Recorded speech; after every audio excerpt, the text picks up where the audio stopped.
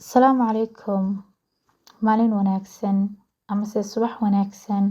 Waxaan salaamayaa gabar kasta oo Soomaaliyeed oo nolosheeda gacanta ku haysa oon qof kale u daba fadhiisan siday u noolaanayso Allihii abuurtay mooye. Naag kasta oo dhista maankeeda, mulkeeda, ogaalkeeda, fogaan araggeeda. Gabar kasta oo daalacata dhiganayaasha weliba si hamuun leh u akhrida aqoonta nooceeda wacan. Naag kasta oo furaha iyo qufulka nafteeda taqaana cid kalena aan u dhiibin. Gabar kasta oo nolosha kale hadaf iyo qiyam.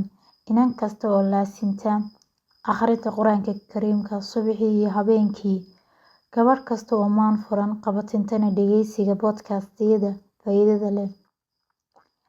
Sidoo kale daalacata dhacdooyinkii iyo dhitaaladii dadkii ka horreeyay ku dhacay. Waxna ka diiwaan gelisa.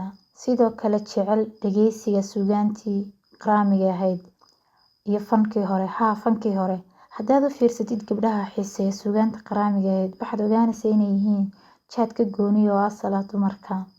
Gabar kasta oo jecel taariikhda dadkeeda, dalkeeda iyo deegaanada dabiiciga ah dalkeeda sida buuraha, badaha iyo meelaha bilicda leh ee awoodda Rabbi laga dheehan karo.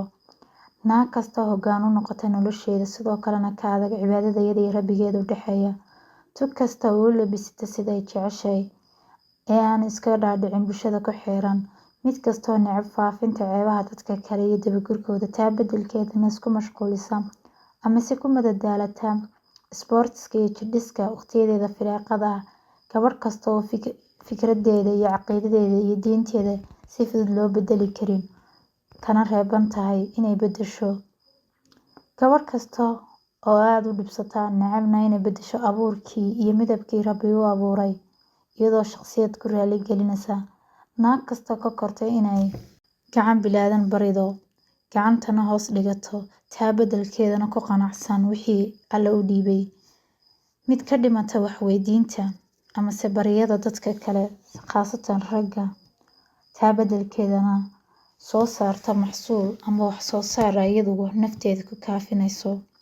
Gabadhaas waxaan leeyahay waxaa tahay geesiyad noloshaada sii wad, waad guuleysanaysaa Fariiday.